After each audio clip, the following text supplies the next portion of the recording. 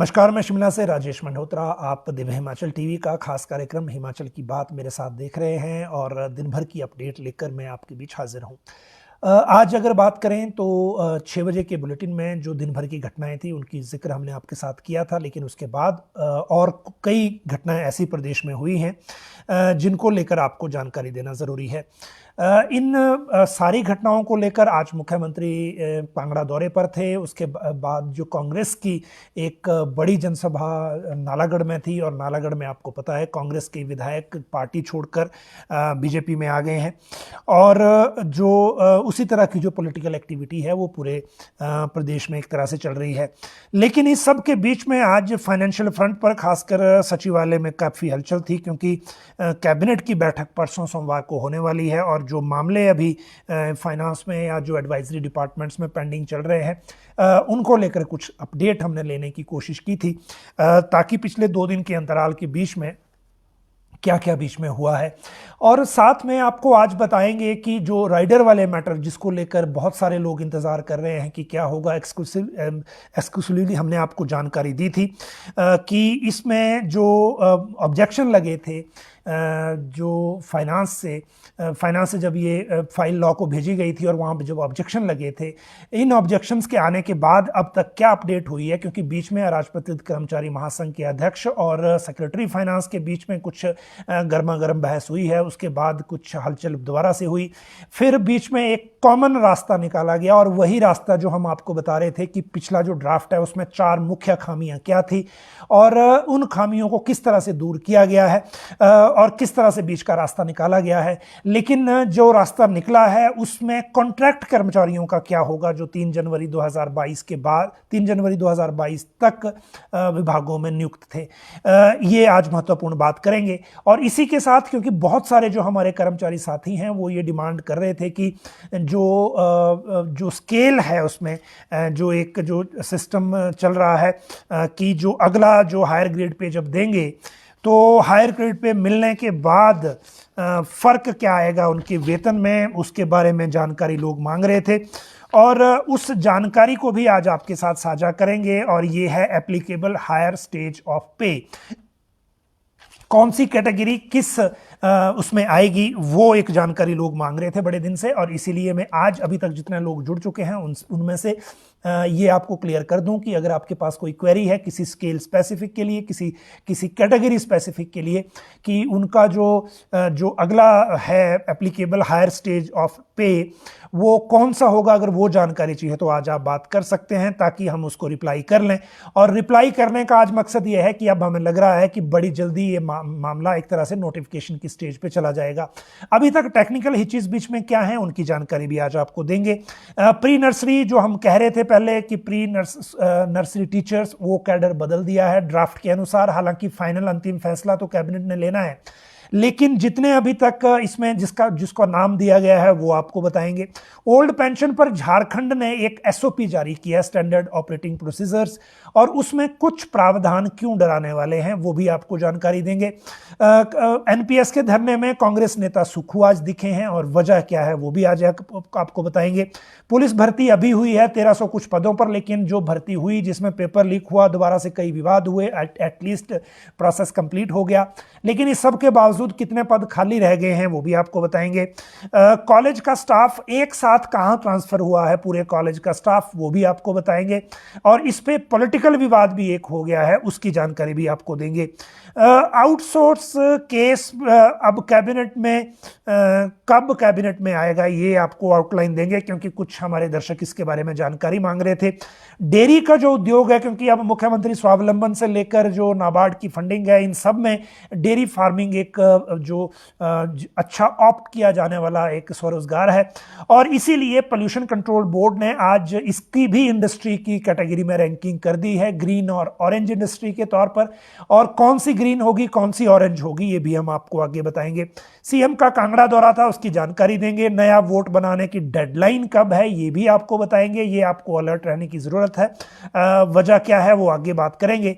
शिमला को दिल्ली से 229 करोड़ और मिले हैं, और ये किस सेगमेंट में खर्च होंगे ये जानकारी आपको देंगे। मौसम अलर्ट की बात करेंगे और कोविड का जो बुलेटिन है उसकी बात भी करेंगे।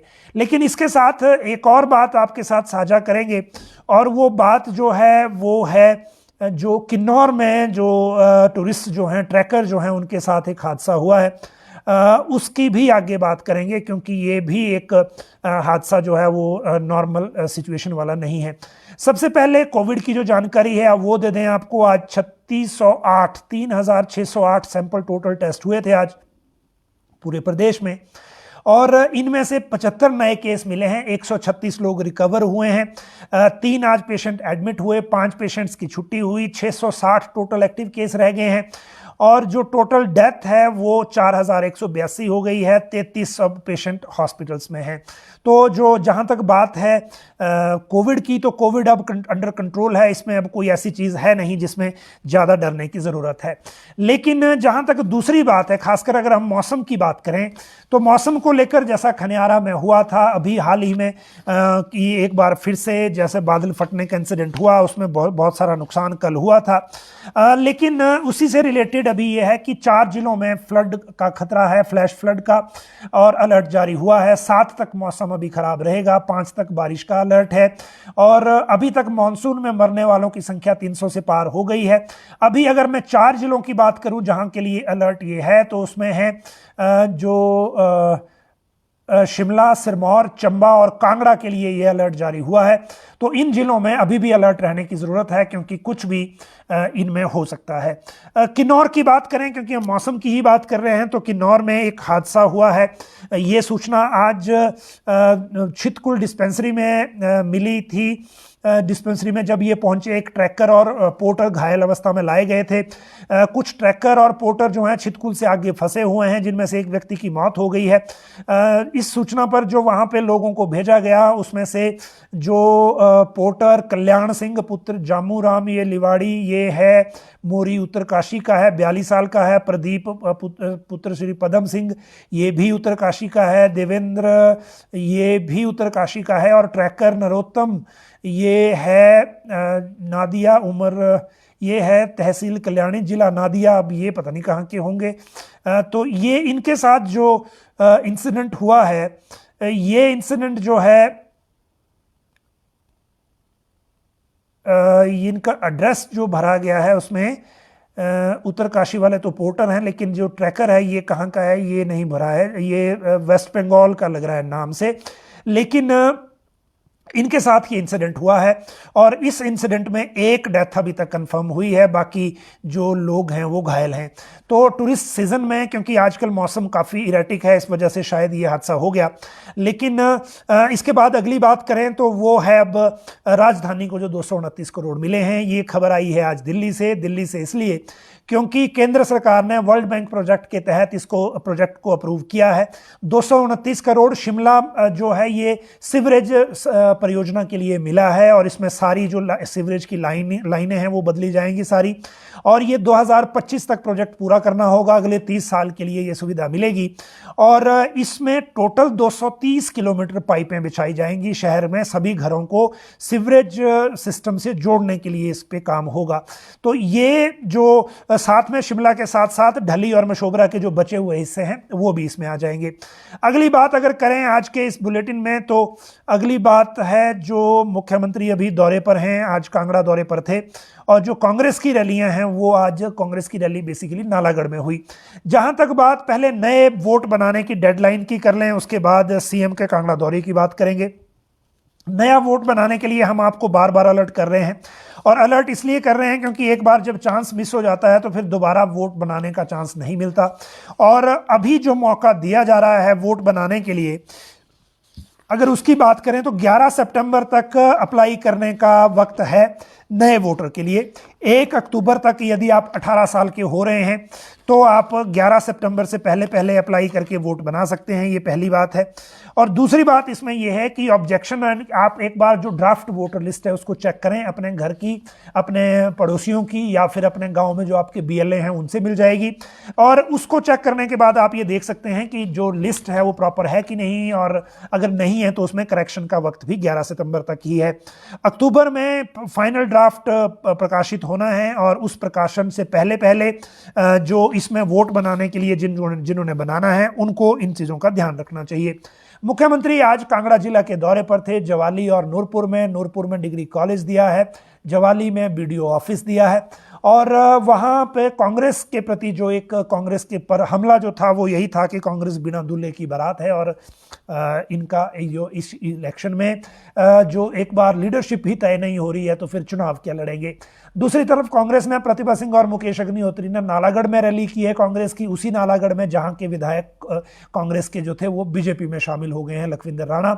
और ये हरदीप बाबा ने रैली अरेंज की थी, वहां पे उन्होंने जो लोगों के बीच में ये दावा किया है कि लोगों में इतना उत्साह है कि अब कांग्रेस की सरकार बनना लगभग तय है। डेयरी को अब ऑरेंज इंडस्ट्री में डाला गया है, ये भी आपको बता दें। ये वैसे जो लोग डेयरी फार्मिंग करते हैं उनके लिए एक अच्छी खबर है और वो इसलिए कि जो केंद्रीय प्रदूषण नियंत्रण बोर्ड के निर्देश थे और डेयरी फार्मिंग और गौशालाएं जितनी भी हिमाचल में चल रही हैं उनका वर्गीकरण कर दिया है वाटर एक्ट 1974 की धारा 18A और B के तहत। क्लस्टर और कॉलोनी में अगर डेयरी फार्म होगा तो ऑरेंज कैटेगरी में रखा जाएगा। 15 से ज़्यादा पशु वाले डेयरी फार्म भी ऑरेंज कैटेगरी में आएंगे।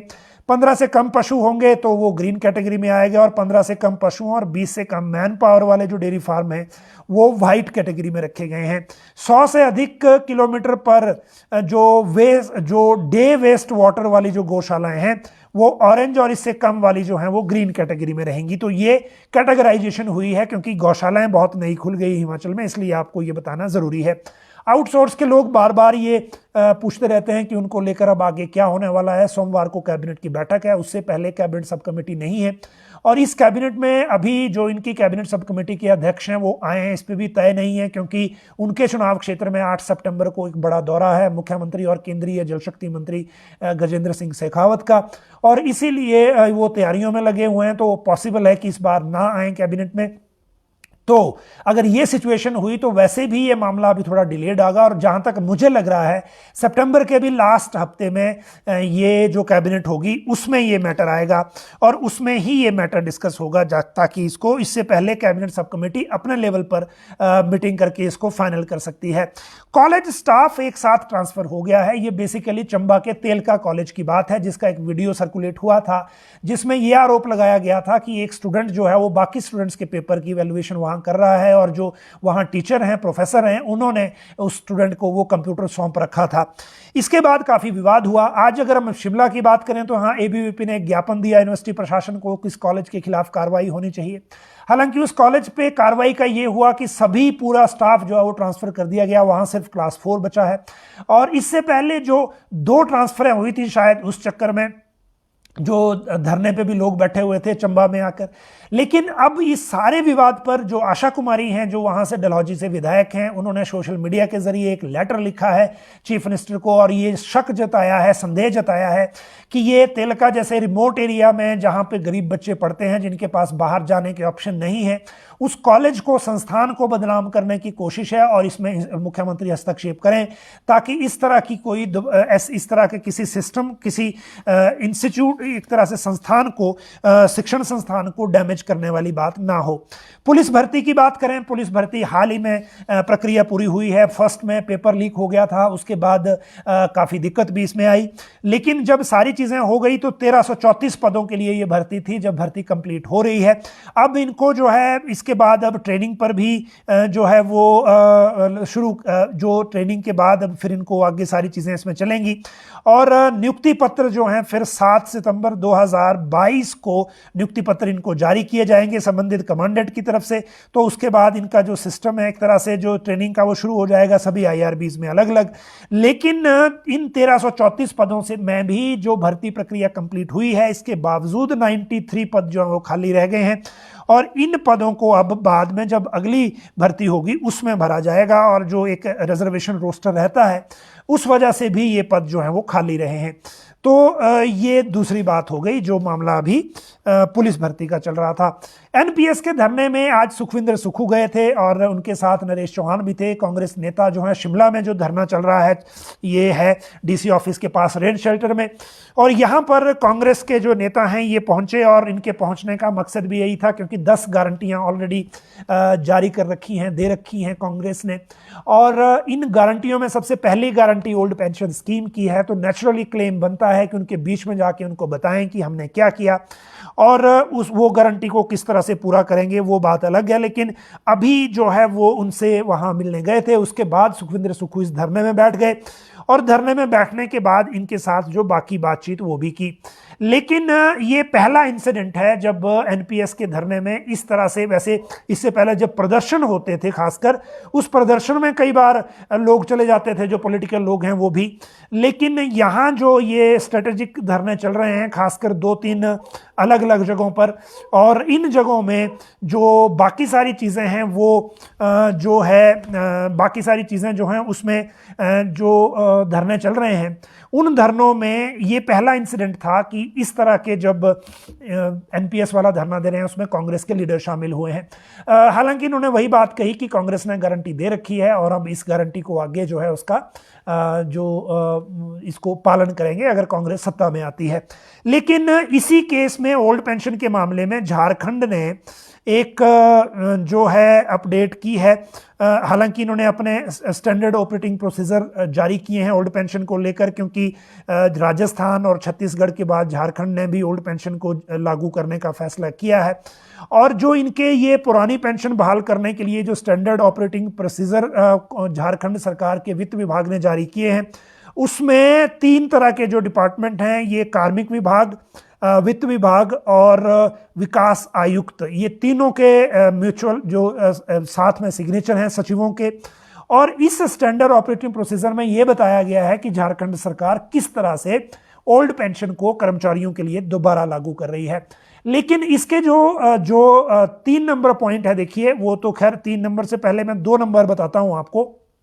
एनएसडीएल जो है जिसको मैनेजमेंट फंड मैनेजर के तौर पे आगे यूज़ किया गया है भारत सरकार के द्वारा, जो जितना कि कर्मचारियों का कंट्रीब्यूशन जाता है पीएफआरडीए के माध्यम से, एनएसडीएल से सरकारी अंशदान एवं उस पर अर्जित ब्याज की राशि सीधे राज्य सरकार को प्राप्त नहीं होने की स्थिति में, क्योंकि राजस्थान को प्राप्त नहीं हो रही थी जिन्होंने सबसे पहले अप्रोच किया था, तो वैसा होने की स्थिति में झारखंड सरकार कह रही है कर्मियों के वार्धक्य सेवानिवृत्ति के उपरांत सरकारी अंशदान और उस पर अर्जित ब्याज की राशि संबंधित कर्मी द्वारा सरकारी कोष में जमा करने के उपरांत ही पुरानी पेंशन योजना के तहत पेंशन देय होगा। यानी कि उसको वापस जमा करानी पड़ेगी पहले सारी जो एनपीएस में उसको मिलेगी, फिर आगे उसकी बात करेंगे।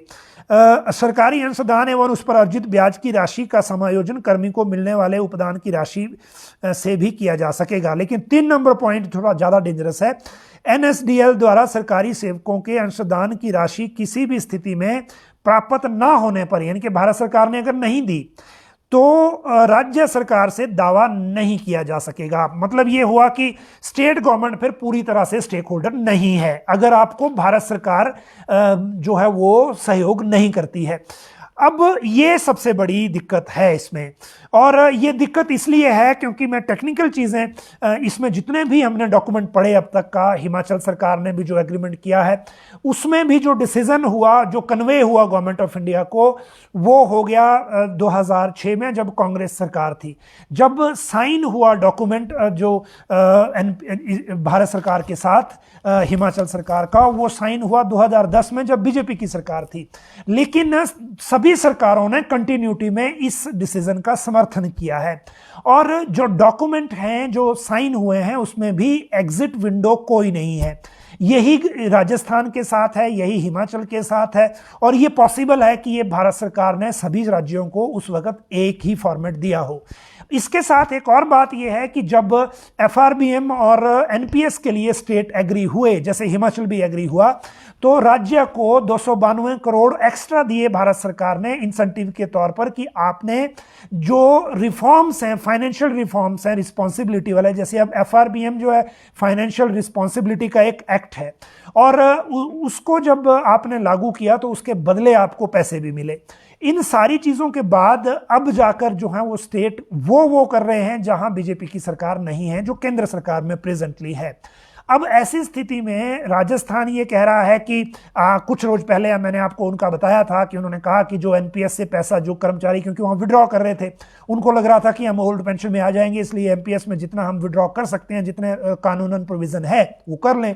उसको राजस्थान सरकार ने ब्लॉक कर दिया, क्योंकि उनको भी पता है कि इस पीरियड के बीच जो रिटायर होगा या इस पीरियड के बीच जो नियुक्त है, जो जिसका पीरियड 2004 से अब तक का निकल गया है, उसको सेटल कैसे करना है आगे बिना भारत सरकार के, वो पॉसिबल नहीं है।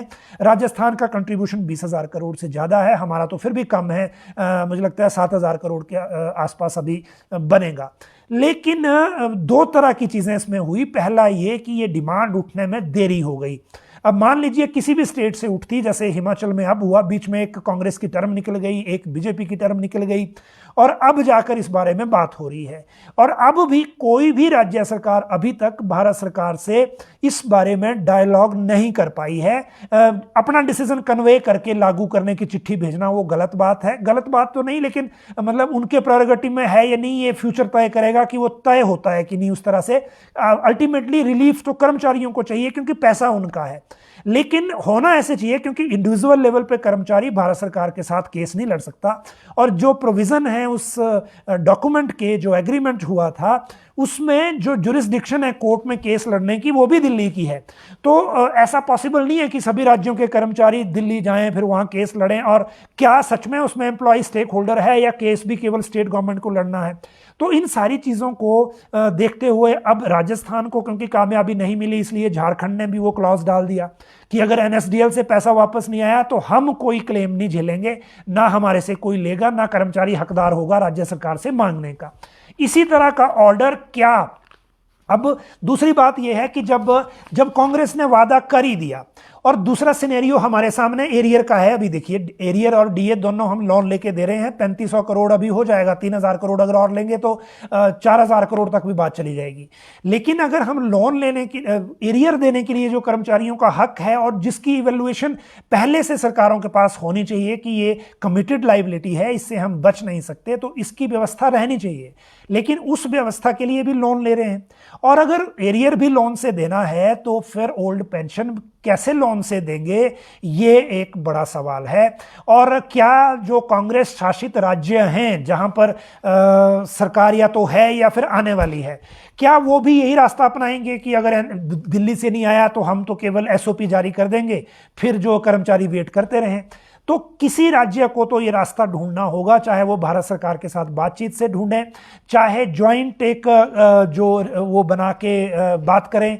और एक पॉलिटिकल इफेक्ट इसका इसलिए नहीं अब बन रहा क्योंकि ये पॉलिटिक्स का मसला है ही नहीं। बेसिकली एक तरफ ये एम्प्लॉयज़ के राइट्स का मसला है, और जिस एम्प्लॉय की सैलरी से पैसा कट रहा है या जिस एम्प्लॉय को के लिए सरकार दे रही है 4% एक्स्ट्रा, कर्मचारी से भी एक्स्ट्रा, वो भी कर्मचारी कह रहा है कि मुझे नहीं चाहिए, मुझे केवल दूसरे फॉर्मेट में दे दो। उसके बावजूद हम एम्प्लॉय को ऑप्शन नहीं दे पा रहे। तो इस व्यवस्था को ठीक करने के लिए भारत सरकार के स्तर पर ही करेक्शन होगी, और वो कैसे होगी, कौन शुरुआत करेगा, वो बात अलग है। और हम ये उम्मीद कर रहे हैं कि अगर हिमाचल ये शुरुआत कर दे तो वो पूरे देश के लिए कोई रास्ता इसमें हो सकता है। इसके बाद, क्योंकि ओल्ड पेंशन के बाद अब अगली बात कर लें, और अगली जो बात है वो प्री नर्सरी वाली बात है, और वो है early childhood care school tutor. ये एक नया कैडर बना है। बड़ी विस्तार से मैंने 6 बजे आपको बताया था कि एनटीटी भर्ती में क्या हो रहा है क्या नहीं हो रहा है, क्योंकि ड्राफ्ट पहली बार उसके कुछ इनपुट हमारे हाथ लगे थे। और वो इनपुट बताने का मकसद ये रहता है कि जो स्टेक होल्डर्स हैं, जो कंसर्न, जो प्रभावित हो सकते हैं इससे, जिनको उम्मीद है, वो अपने अपने स्तर पे उसके बीच में वो देख के उस बारे में फिर अपनी बात रख सकें। लेकिन जो बहुत सारी चीज़ें इस एनटीटी के ड्राफ्ट में आई हैं, प्री नर्सरी के इस ड्राफ्ट में आई हैं, उसमें एक तो जो एनटीटी 1 साल का है उसको शायद ले लिया गया है, बाकी फाइनल जब कैबिनेट करेगी तभी पता लगेगा, और सोमवार को जाता है कि नहीं वो भी एक महत्वपूर्ण बात होगी। क्योंकि जो एलिमेंट्री एजुकेशन से ड्राफ्ट आया है सेक्रेटरी एजुकेशन के थ्रू, उसको तो फाइनेंस ने बहुत बुरी तरह से एक तरह से रिजेक्ट कर दिया है, क्योंकि उसके क्लॉज जो हैं वो कंट्राडिक्टरी थे। आरएनपी रूल भी है, स्कीम भी है, पब्लिक सर्विस कमीशन भी लिखा है, हमीरपुर कर्मचारी चयन आयोग भी लिखा है। भर्ती नियमों में 15 नंबर का इवैल्यूएशन डाल दिया है, जो खत्म कर दिया है सरकार ने। भर्ती नियमों में इक्विवेलेंट वाली डिग्रियां डाल दी हैं, कोर्स जो हैं वो डाल दिए हैं, जो हिमाचल सरकार ने खत्म कर दिए हैं भर्तियों के मामले में। और भी कई टेक्निकल दिक्कतें हैं, लेकिन इन सब दिक्कतों के बीच में खबर यह है कि 4,475 के आसपास ये पद भरे जाएंगे, 10,800 फिक्स सैलरी होगी। भर्ती किस फॉर्मेट में होती है वो बात अलग है, अगर बनाए आरएनपी रूल तो फिर टाइम लंबा लगेगा, अगर स्कीम से होगी तो फिर आउटसोर्स टाइप का फॉर्मेट होगा, लेकिन फाइनल करेगी कैबिनेट ही, और इसीलिए कैबिनेट तक आने का इंतजार कर लेते हैं। इसके बाद अगली बात करें, एक सेब को लेकर भी अपडेट हुई थी, आज हम आपको इसमें कैप्शन में नहीं बता पाए, लेकिन जो एपीएमसी शिमला किन्नौर के अध्यक्ष हैं, उन्होंने कहा है कि जो हाई पावर कमेटी बनी है उसमें जो रेट को लेकर विवाद है, उसमें जो प्राइवेट कंपनियां हैं, चाहे वो कोई भी हो, सीए स्टोर हो या बाकी हो, उन सबको इस बैठक में आना होगा, नहीं तो इनके ऊपर जो है इनको नोटिस जारी किए जाएंगे। तो इसके बाद जो अगला सब्जेक्ट है अब वो है जो बहुत सारे हमारे कर्मचारी साथी बड़े दिनों से कह रहे हैं, और खासकर जो ये जानना चाह रहे हैं कि उनका जो अगला जो हायर ग्रेड पे वाला सिस्टम है उसमें एप्लीकेबल हायर स्टेज ऑफ पे जो है वो क्या होगा। और अब हम आपको बताएंगे राइडर वाली बात जो मुख्य है, और जो इससे पहले फाइनेंशियल वाले इश्यूज हैं वो हमने 6 बजे डिस्कस कर लिया था, और जो आपकी क्वेरीज होंगी फिर वो लेंगे, क्योंकि जो क्वेरीज हैं वो आज महत्वपूर्ण हैं। जिन्होंने अगर जो ये राइडर वाला इशू है अगर उसमें कोई क्वेरी लेनी होगी, और जहां तक बात क्लर्क से ज़्यादा जेओआईटी का वेतन कैसे होगा वो भी इससे रिलेटेड मैटर है। अब सबसे पहले राइडर की बात कर लेते हैं, और जो पे रिवीजन रूल्स की हमने सबसे पहले आपको जानकारी दी थी। अब ये जो एक्सक्लूसिव सूचना थी उस दिन भी कि 12 ऑब्जेक्शन लगे हैं, वो ए से लेकर एल तक के ऑब्जेक्शन थे, ABCDEFGH, और वो एक फाइल पे लगे थे, और वो उसी ड्राफ्ट पे लगे जो राइडर वाला पे रिवीजन रूल्स का ड्राफ्ट लॉ में भेजा था। फाइनेंस ने भेजा भी देरी से, जब प्रेशर पड़ा उसके बाद भेजा, लेकिन लॉ ने उसको कई तरह से चीज़ों से नकार दिया। उसमें ओवरराइडिंग इफेक्ट दिया गया था, वो नकार दिया। उसमें यह कहा गया कि जब आप 3 जनवरी 2022 की जो नोटिफिकेशन थी पे रिवीजन रूल्स की उसको सेपरेट रख रहे हो, और ये वाले जो पे रिवीजन रूल्स थे वो स्पेसिफिक कैटेगरीज के नाम पे अलग बनाए जा रहे थे, तो ये दोनों आपस में कैसे मैच होंगे, और जब आप इसको ओवरराइडिंग इफेक्ट देंगे तो फिर 3 जनवरी 2022 का क्या होगा। तो कई तरह के पंगे उसमें थे। फिर लिखा गया था कि 3 जनवरी 2022 के बाद जो रेगुलर होंगे वो उनको लाभ नहीं मिलेगा, और ये भी कहा था कि ACPS जो है वो एक छोड़नी होगी 4/9/14 में से, जिनको ये हायर ग्रेड पे मिलेगा। इन सारी चीज़ों और ऑब्जेक्शंस के बाद ही हमने आपको बताया था कि लॉ ने 12 ऑब्जेक्शन के साथ वापस लौटा दिया और फाइल वापस आ गई थी फाइनेंस में। यहां तक बात आपको बताई थी।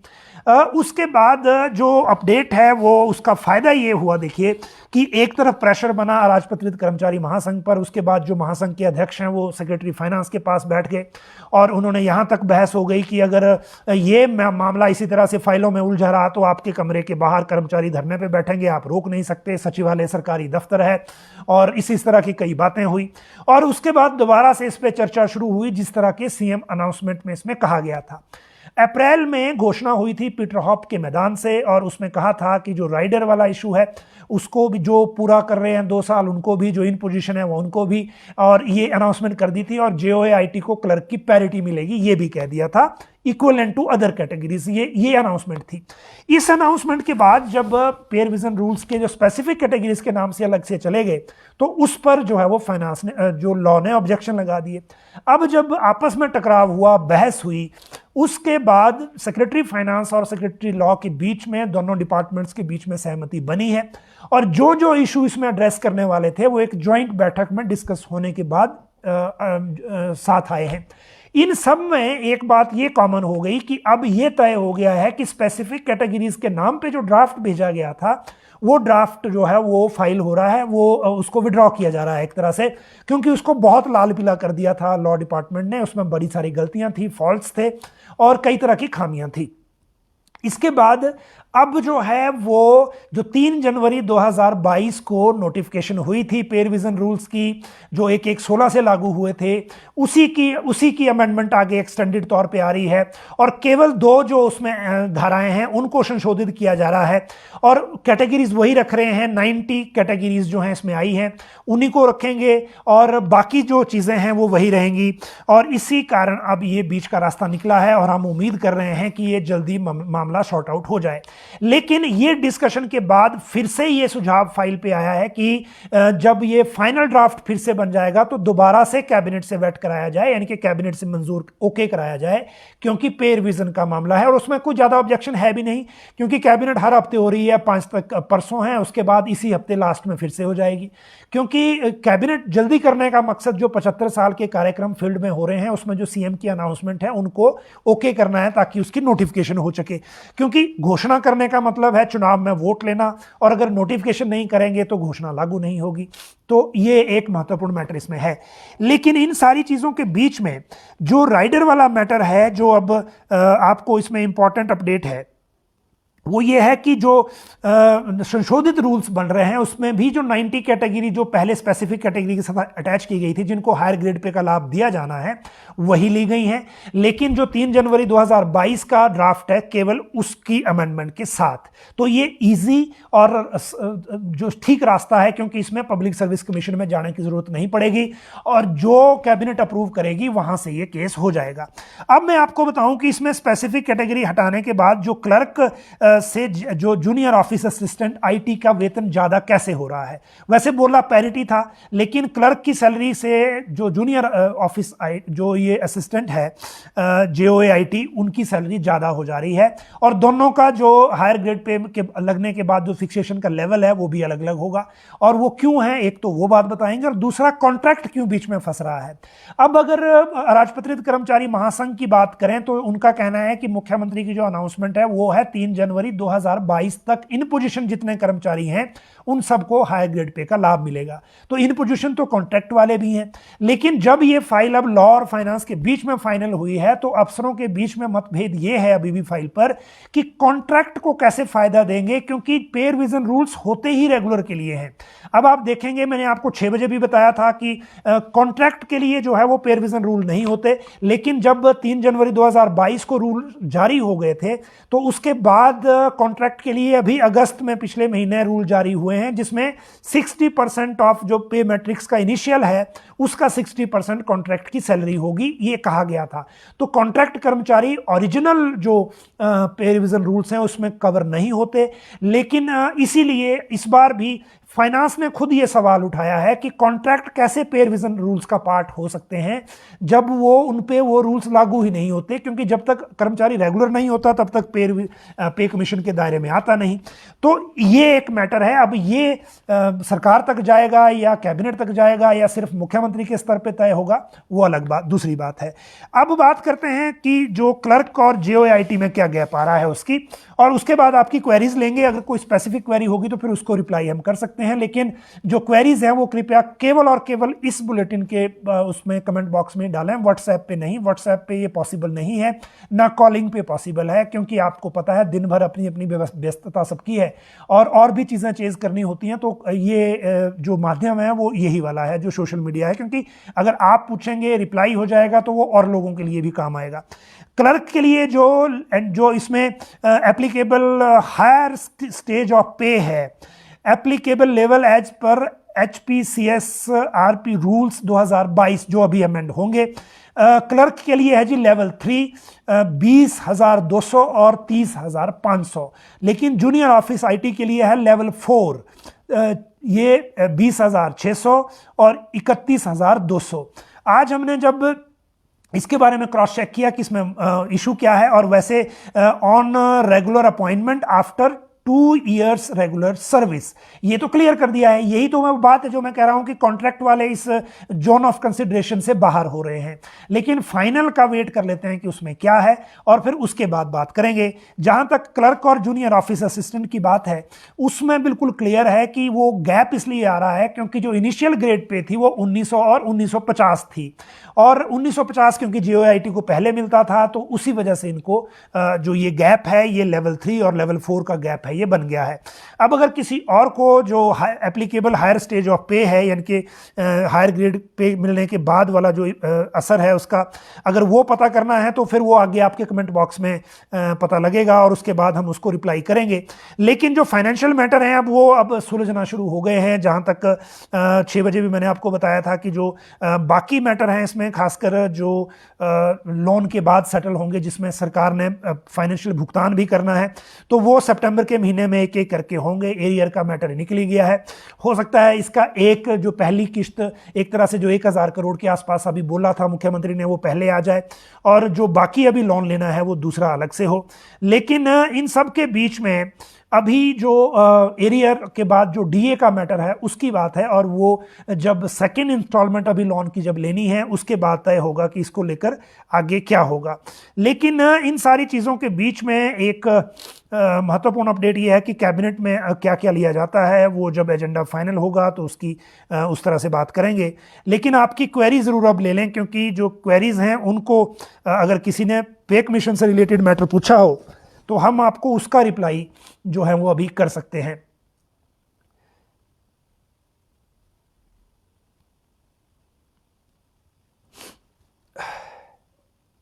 रजत गुलेरिया पूछ रहे हैं राइडर कोड ऑफ कंडक्ट से पहले मिल जाएगा या बाद में। अब देखिए जी, इसको लेकर तो जहाँ तक अपना असेसमेंट है या अभी जो चीज़ें चल रही हैं पूरे सिस्टम में उसके मुताबिक तो ये पहले मिल जाएगा।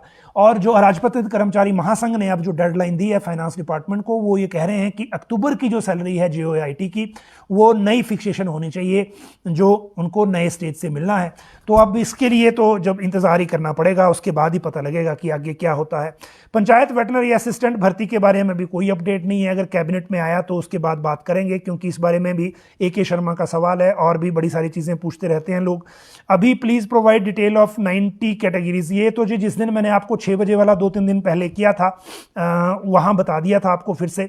और फिर भी अगर सब लोगों को अगर ये फिर से जो है वो चाहिए हो डिटेल इसकी, तो अभी हम इसकी जानकारी आपको दे सकते हैं, लेकिन फिर चीज़ें जो हैं वो लंबी हो जाएंगी।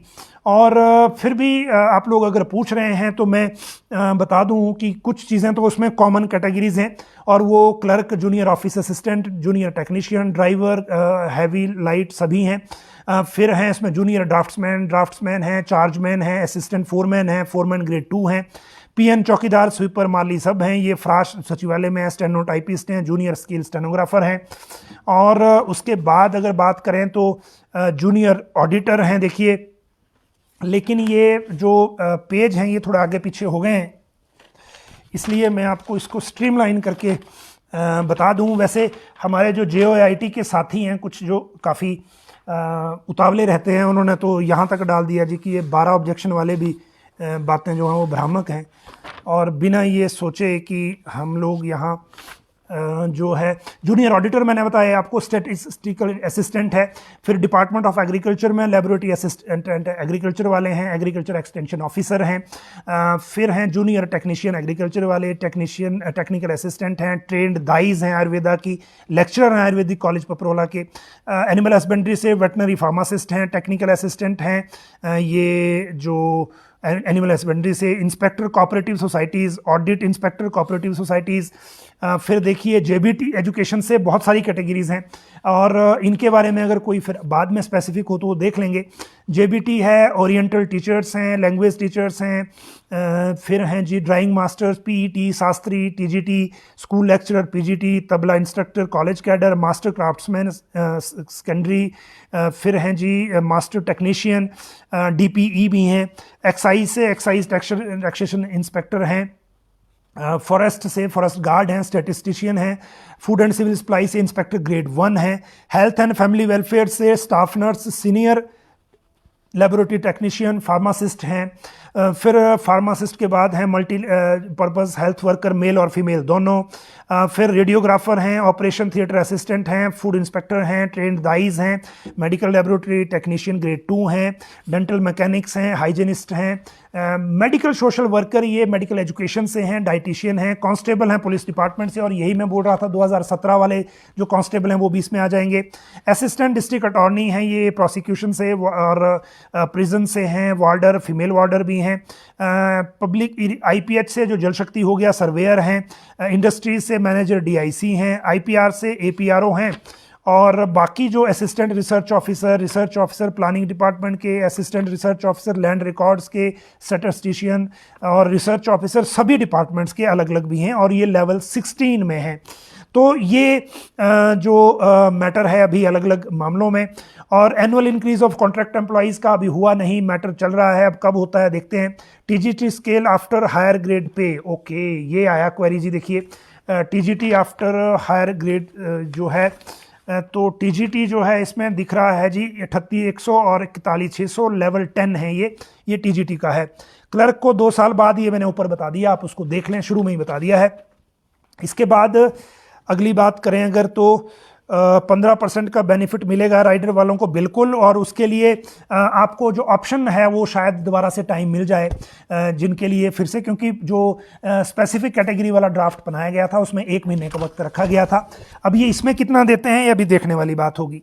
जहाँ तक NHM 336 पोस्ट पेंडिंग रिजल्ट है, वो तो फिर अभी कोई रिजल्ट अभी हमारे पास इतना अभी है नहीं, कि बोला तो है उन्होंने कि जल्दी हो जाएगा।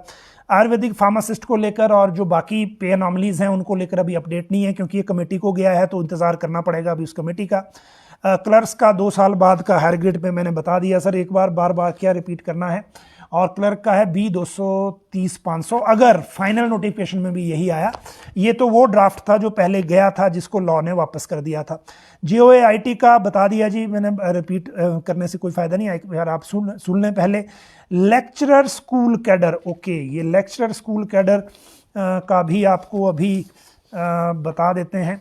और एजुकेशन में जो इससे पहले आपको बताया उसमें लेक्चरर स्कूल कैडर जो है, स्कूल लेक्चरर PGT 43,000 और 47,000 लेवल 12 है ये। वैसे अब यही रहता है या चेंज होता है वो आगे बात देखेंगे। अच्छा, ये 5400 वाला बात कर रहे हैं बलबीर सिंह ठाकुर, लेकिन क्योंकि ये जो इसमें राइडर के बाद जो नया आगे हुआ उसमें ग्रेड पे बीच में नहीं है, तो मैंने आपको लेवल बता दिया। अब बाकी आप इसको अपने हिसाब से वेरीफाई कर सकते हैं कि वो किस तरह से होगा।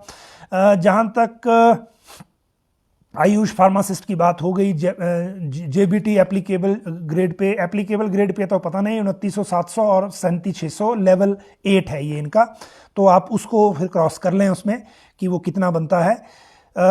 आगे जो मामला है पंप ऑपरेटर 19 कैटेगरी में है कि नहीं जी, पंप ऑपरेटर तो उसमें दिखता नहीं। अब जो मेन वाली है अगर उसमें होगा तो मैं कह नहीं सकता। तो ये जो है CNV कैटेगरी के लिए पूछ रहे हैं। CNV के लिए कैटेगरी के लिए अगर आप शास्त्री की बात कर रहे हैं या ड्राइंग मास्टर की या लैंग्वेज टीचर की, लैंग्वेज टीचर भी लेवल 9 में है, शास्त्री भी लेवल 9 में है और ड्राइंग मास्टर भी लेवल 9 में है, तो ये हो गया 35,600 40,100।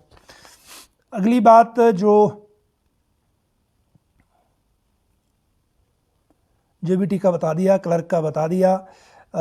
फिर जो अगला मामला है इसमें लगभग सवाल जो हैं वो बाकी जो हैं वो रूटीन के हैं। 15% का बेनिफिट मिलेगा राइडर वालों को भी, निशा चौधरी कह रही हैं। जब आपको ऑप्शन ही नए सिरे से मिल रही है तो फिर जो उसमें पता लगेगा कि क्या है। हाँ, एक और जो क्वेरी आ रही थी जो बड़ी कॉमन थी वो ये थी कि क्या जो 3 जनवरी 2022 के बाद रेगुलर होंगे उनका क्या होगा, और क्या उनके बाद जो भर्ती होने वाले हैं उन पे एप्लीकेबल होगा कि नहीं, जैसे GOA-IT की बात हो रही है। तो ये तो फाइनल नोटिफिकेशन से पता लगेगा। अभी तक जितनी अनाउंसमेंट है और जितनी चीज़ें हैं उनके मुताबिक फ्यूचर जो 3 जनवरी 2022 के बाद की भर्तियां हैं उनको लेकर के मामले में है, ना इनके मामले में है, इसलिए इसके बारे में तो अभी इंतज़ार करना होगा। बाकी अगर कोई आपकी और क्वेरी होगी तो हम रोज़ ही उसमें फिर उसी तरह से बात करते रहेंगे। अभी के लिए इतना ही। आप सब लोग लाइव जुड़े, बहुत बहुत शुक्रिया। कल फिर मिलेंगे इसी समय इसी प्लेटफॉर्म पे। बहुत बहुत धन्यवाद।